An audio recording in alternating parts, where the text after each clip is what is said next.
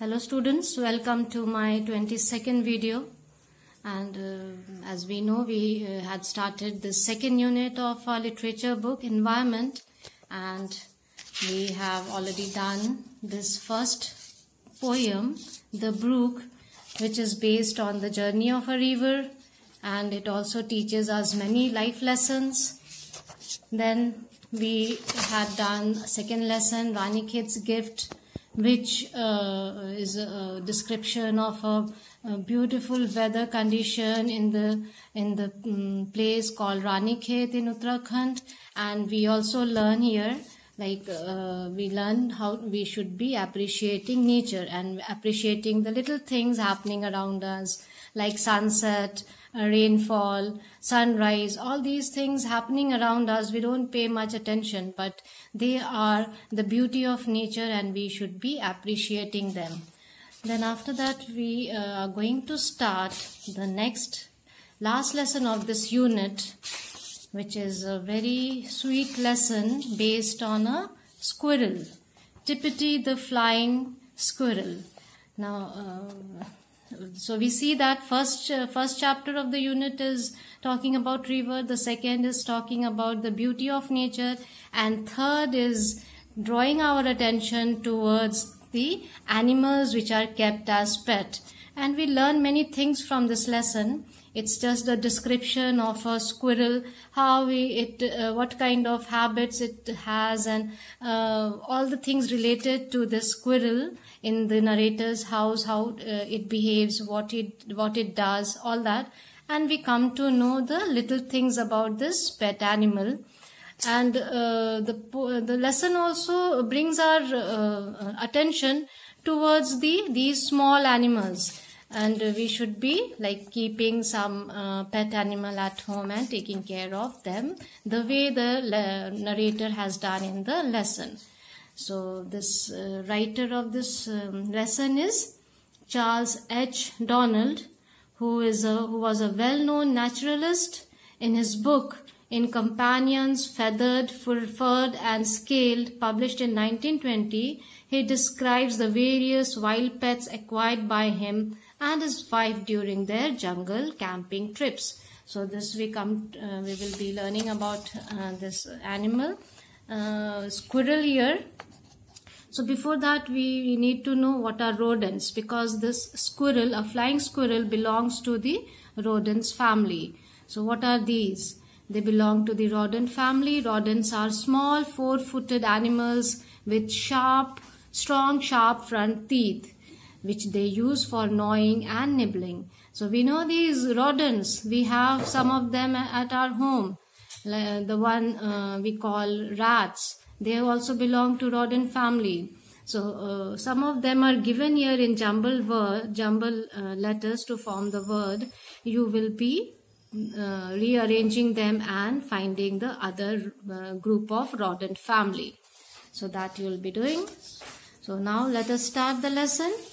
We will come to know the the kind of life this Tippity, a flying squirrel, had in the narrator's house. So I'll give a reading first. To know Tippity was to love her, and I had known her for very long. Tippity, I must tell you, was not a naughty little girl with a penchant for climbing up curtain poles, but a little rodent commonly called a flying squirrel, the large red flying squirrel, and must on no account be mistaken for the flying fox, which has nothing to do with Tippity's family. So this squirrel's name is Tippity, and she's there living with the narrator from a long time, and she was brought to him when she was very small. Tippity, I must tell you, was not a naughty little girl with a penchant for climbing. Penchant means that enthusiasm, that love for climbing up curtain poles. But it is a little rodent commonly called a flying squirrel, belonging to this family, flying squirrel, which is a large red flying squirrel. the must on no account be mistaken for the flying fox. Of course, we cannot get confused with the another breed of fox, the flying fox. This is the squirrel. Now let us see what else. She was brought to me when only a few days old and grew into a splendid specimen in all the glory of her wonderful chestnut red coat and 2 feet of bushy tail. So when she was brought to the narrator, she was few days old, and then gradually she grew up into a splendid specimen. Splendid means very magnificent. In all the glory of her wonderful chestnut red coat. That is, red coat means the fur of the body, and 2 feet of bushy tail. She, of course, has a very cute and very the body, the fur that is covered on her body makes her look very cute. She knew she was fascinating even at a very early age. She was very well aware about her appearance. She knew that she was very much attractive, fascinating even at a very early age. And nothing delighted her more than to show off her lovely tail.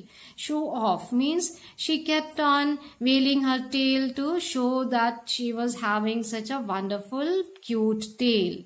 Her one drawback as a pet was that she was nocturnal. Now only one thing was the drawback, which is a major one, because she was a nocturnal. Nocturnal means the animals which are active at night and are sleepy in the daytime. So she belonged to that category and was most lively when it was time for ordinary people to be in bed. So that was the drawback in her. She lived in a little box with 2 partitions. The inner one, her bedroom, was fitted with a little nest of feathers and cotton wool, and a tiny door led from it into the bigger sitting room where she also dined. So the narrator had created one house for her in a little box which had 2 partitions. The inner one was her bedroom, which was fitted with a little nest of feathers, so that she can makes herself cozy with those feathers and cotton wool, and a tiny door led from it into the bigger sitting room. So from the bedroom she could go into a bigger sitting room where she used to dine. Means she used to get her food there and used to eat. The door of her sitting room being usually open, Tippity would announce the fact that she was awake by giving a low growl and issuing from there in a succession of long and not a very graceful jumps. Means, since the door of her sitting room was always open, so she used to announce that she is awake, and that she used to do by growling. Growling means making sounds, very slow sounds, and making some successions of long but not very graceful jumps. Why not very graceful jumps? Because she is just coming out of her sitting room and might be feeling like little lazy at that time. She would make her way to the nearest table and there indulge in a tremendous stretch. So when she used to come out of her box, that little box which was her house, she used to go to the nearest table and there indulge in a tremendous stretch, stretching the four legs and the hind legs.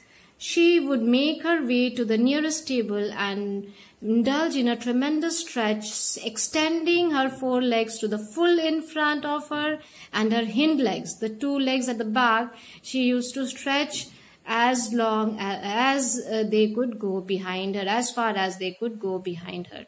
Her head would first rest on the right forefoot and then on the left. That was the thing she always did when she used to come out of her house. Her tail making circles in the air in the meantime. So that was her body language when she was out of her box. After her stretch would come her toilet, and then she would go for her toilet. That was a routine part of her, about which she was most particular. What particular means? She followed that routine. When coming out of the box, she used to go for her toilet. Tippity would sit erect and carefully get to work with both her little hands. Beginning with the tip of her nose, she would gradually work over the whole of her face and head. The tail would be her last, but by no means her least care. Her toilet finished. So that was the body language, the way she did when she was on her toilet.